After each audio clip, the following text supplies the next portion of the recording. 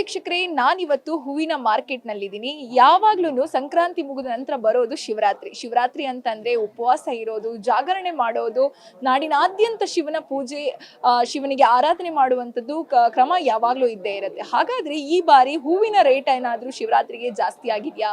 ಶಿವರಾತ್ರಿ ದಿನದ ಹೂವಿನ ವ್ಯಾಪಾರಸ್ಥರಿಗೆ ಯಾವ ರೀತಿಯಾಗಿ ಖುಷಿ ಕೊಡ್ತಾ ಇದೆ? ಹಾಗೇನೆ ಮಾರುಕಟ್ಟೆಗೆ ಬಂದು ಹೂವಿನ ವ್ಯಾಪಾರ ಯಾವ ರೀತಿಯಾಗಿ ನಡೆಸ್ತಾ ಇದ್ದಾರೆ ಗ್ರಾಹಕರು ಅನ್ನೋದನ್ನ ತಿಳ್ಕೊಳ್ಳೋಣ ಬನ್ನಿ.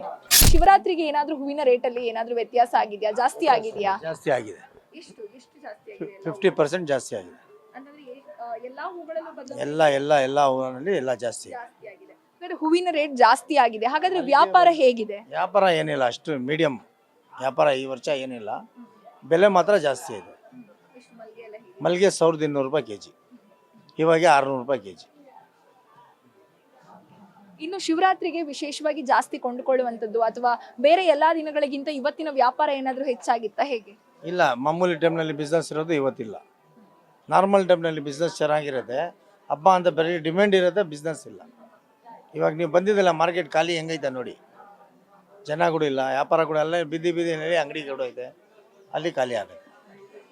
ಅಂದ್ರೆ ನಿನ್ನೆ ಮೊನ್ನೆ ಏನಾದ್ರೂ ಹೆಚ್ಚಾಗಿ ವ್ಯಾಪಾರ ಮಾಡ್ಕೊಂಡು ಅಥವಾ ಬೀದಿ ಬದಿಗಳಲ್ಲಿ ಈಗ ಏನು ಈ ಹಬ್ಬಕ್ಕೋಸ್ಕರ ಅಂತ ಏನು ಇಟ್ಕೋತಾರಲ್ಲ ಅಂಗಡಿಯವರು, ಅಂತವ್ರ ಹತ್ರ ಏನಾದ್ರು ತಗೋತಾ ಇದ್ದಾರೆ? ಅಲ್ಲಿ ಇಲ್ಲಿ ಸ್ಟಾಕ್ ಮಾಡಿ ಕೊಡ್ತಾರೆ, ಅಲ್ಲಲ್ಲಿ ಬಿಸ್ನೆಸ್ ಆಗುತ್ತೆ. ಇಲ್ಲಿ ಮಾರ್ಕೆಟ್ಗೆ ಯಾರು ಜನ ಹಾಕೊಂಡು ಬರಲ್ಲ.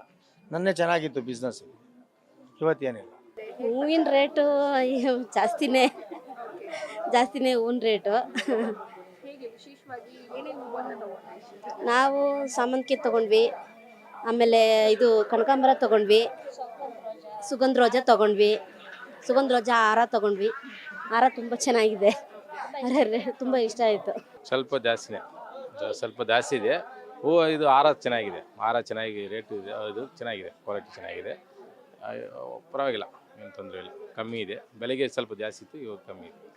ನೋಡೋದಲ್ಲ ವೀಕ್ಷಕರೇ, ಶಿವರಾತ್ರಿಗೆ ಸಾಕಷ್ಟು ವೆರೈಟೀಸ್ ಆಫ್ ಹೂಗಳು ಮಾರ್ಕೆಟ್ಗೆ ಬಂದಿದ್ವು. ಆ ಹೂಗಳನ್ನು ಎಲ್ಲದನ್ನು ಕೂಡ ಶಿವರ ಆರಾಧಕರು, ಶಿವರ ಏನು ಭಕ್ತರು ಏನಿದ್ದಾರೆ ಅವರು ಪ್ರತಿಯೊಂದು ಶಿವರಾತ್ರಿಗೆ ಆರಾಧಿಸೋದಿರ್ಬೋದು ಅಥವಾ ಜಾಗರಣೆ ಇರ್ಬೋದು, ರಾತ್ರಿ ಹೊತ್ತು ಮಾಡಲಿಕ್ಕೋಸ್ಕರಾಗಿ ಸಂಜೆನೂ ಕೂಡ ಸಾಕಷ್ಟು ಪ್ರಮಾಣದಲ್ಲಿ ಹೂಗಳ ವ್ಯಾಪಾರ ಆಯಿತು.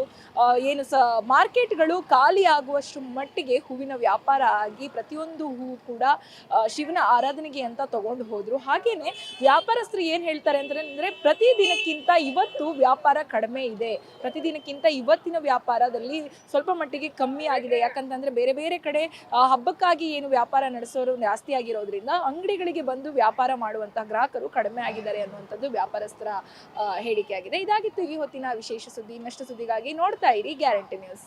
ಕ್ಯಾಮ್ರಾ ಪರ್ಸನ್ ಪೃಥ್ವಿ ಜೊತೆ ಶಮ್ಮಿ ಶೆಟ್ಟಿ.